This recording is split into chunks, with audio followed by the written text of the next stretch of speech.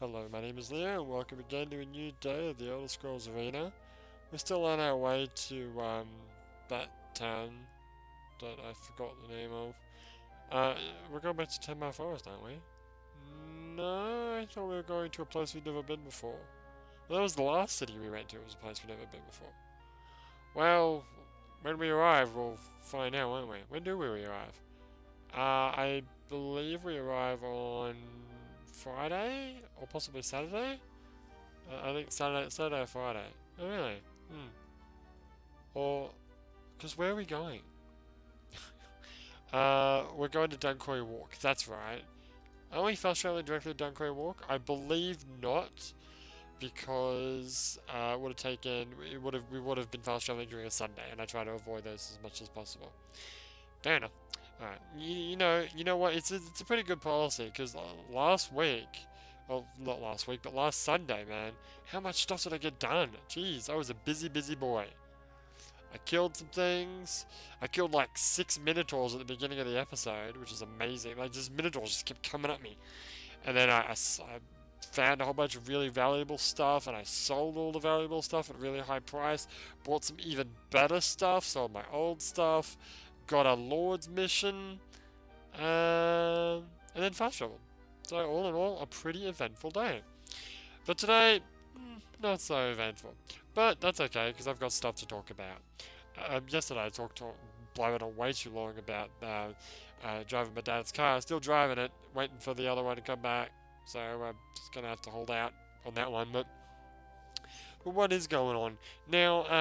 I mentioned last week that I went to my local used game store, or game chain actually, and they had Guitar Man 1, which I bought for 100 yen, or a dollar. Now, there's as I was talking about that, I was mentioning that there's a whole ton of like PlayStation 2 and particularly PlayStation 1 games that are all like a dollar or $2. I got the original Dynasty Wars for like $2, or maybe it was $3. I can't remember. I saw the PS1 version of Ghost in the Shell for like $5. I saw some other games there for like around $5. Obviously, it's really interesting too. Some games are like quite expensive. Like they've got Chrono Trigger, that famous the PlayStation 1 version of Chrono Trigger, and it's like 15-20 bucks. So the games that are worth some money are actually worth some money. But then you've got all these other games that are like a dollar each. Now, I thought I got a bargain when I bought Guitar Man 1, not realizing that it was Guitar Man 1, which was basically like a prologue to the actual game. So it was basically a demo. I basically paid $100 yen for a demo. But I'm not really regretting it that much. I mean, I could take it back if I really wanted to. I think I still got the receipt. But I'm not going to. What's the point? It's not worth it. You know what I mean? Yeah, it's just not worth it. But anyway, yeah, like I was saying, there's a whole bunch of $100 games in there, and I remember when I first bought my PlayStation 2, my Japanese PlayStation 2, I bought about 10 or so games that were all 100 yen each. Now, well, the first thing I did the reason why I bought a Japanese PlayStation 2 was because I wanted to get the Japanese language versions of like famous cinematic style games that I like. For example, the Metal Gear Solid series, Zone of the Enders. I say series, there's only 2 games for the moment. The Onimusha series. I also wanted to get the original Yakuza 1. Obviously, I didn't need the other Yakuzas, because from 2 onwards they stopped doing English dub. So I just wanted the original Japanese language, which I'm really sad that old PS2 games didn't have that one. But I mean, I can understand why, because you've got to sort of save space on the disc. Although Onimusha 4, otherwise known as Onimusha Dawn of Dreams, the original Japanese version of the game, and I think the American too, actually included English and Japanese voices, but it was removed either from the Western release or specifically the Australian release. I can't remember which, All I remember, it was a bunch of bullcrap because it was dual language, there were 2 discs. If it was only single language, it would only be 1 disc. Guess how many discs the Australian version of Dawn of Dreams was? It was still 2 discs. So I still had to change discs. I think, if I'm not mistaken, I remember reading somewhere that the Japanese language track is still on the disc. It's just locked out. God damn it. Guys, either make a 1 disc thing release or just unlock it so I can listen to it if I want to. For God's sake, make a debug mode like with Final Fantasy VII so that I can just play it. God damn it. Anyway, you know, whatever. It's neither here nor there. Well, yeah. But yeah, I bought all those games. So I bought, you know, I bought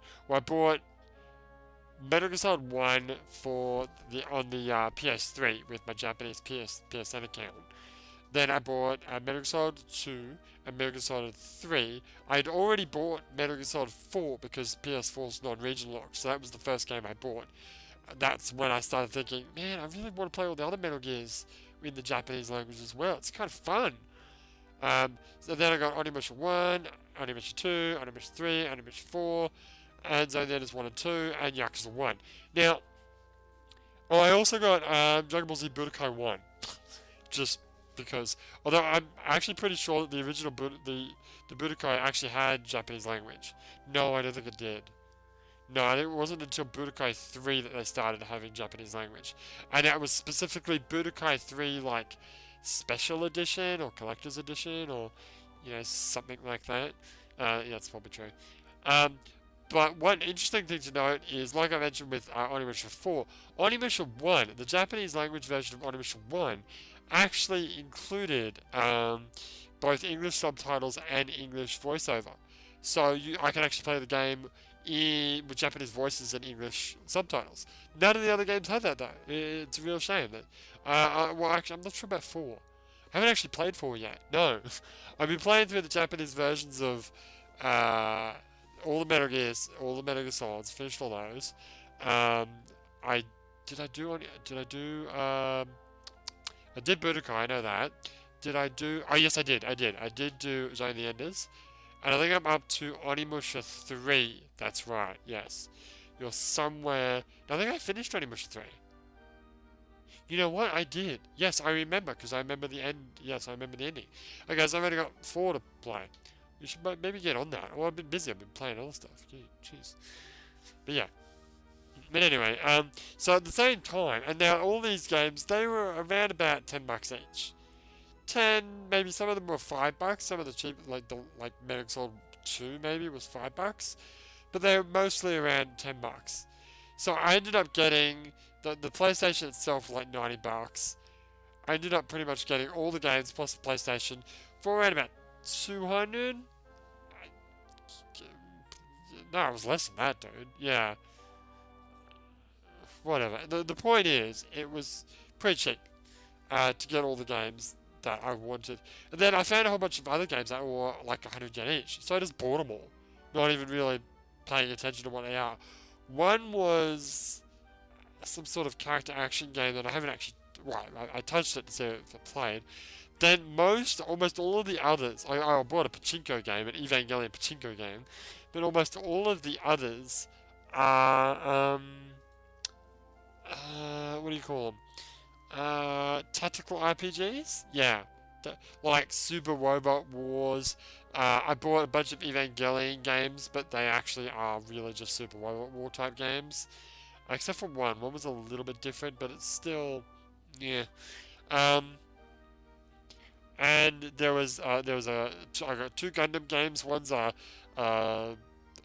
super deformed one, and the other one's I think it's Gundam Seed.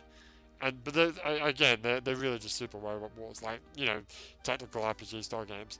And I've hardly even touched them because, well, they're in Japanese and I can't understand what the hell I'm doing. I'm just sort of pressing buttons. Oh, that one attacks. Okay, well, I'll just remember that option attacks. But yeah, I mean, there's a whole bunch of games out there, and I should probably delve into it more. It's just that I probably can't really justify spending even $1 on a game Like, if I'd known that that Gundam Seed game was what it was, I probably wouldn't have paid $1 for it.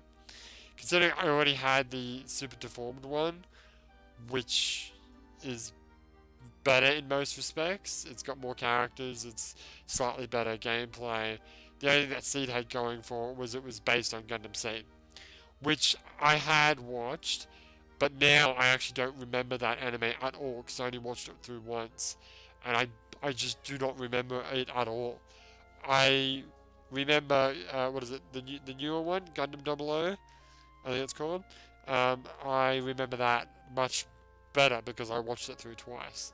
Although I didn't watch the entire thing, I watched it up to a certain point, and then the Australian channel that I watch it on didn't want to pay the extra money to get the second season or the second half of the episodes. So it sort of cuts off at a somewhat, a little bit of a conclusion, but still, like, there's obviously so much more that's going to happen that I'll never see. So, gee, thanks ABC. ABC 2 specifically, yes. Or was it ABC 3? Because ABC 3 is the kids one. Or maybe it's ABC 3. I don't know, whatever. Anyway.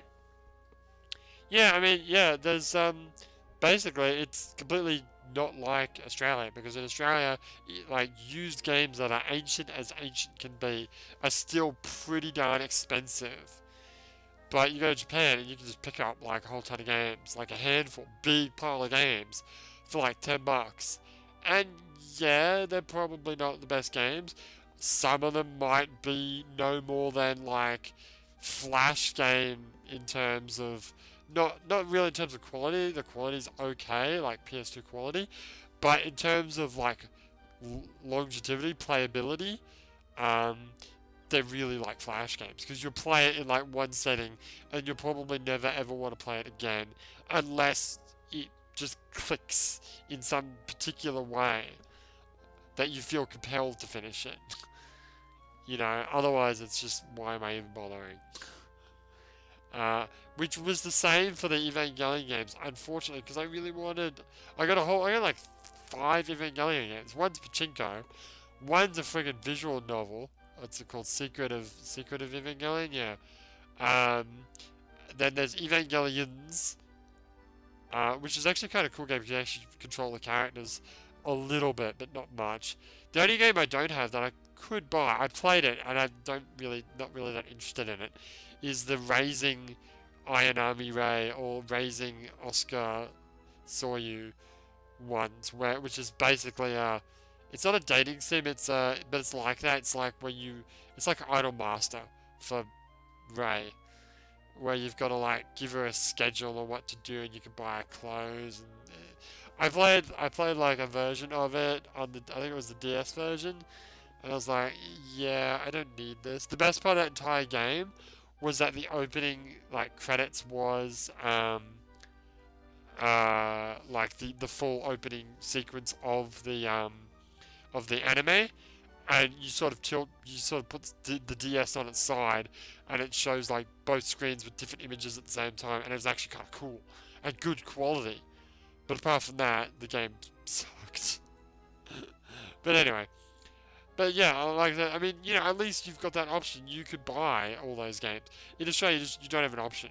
You either have to pick really carefully because games are expensive as hell, or you just don't. You just don't play it. Really, you just play demos all day. I remember when I got the Xbox, I just downloaded demos, constantly downloading demos, just playing demos, and every day I just play the same demo over and over again.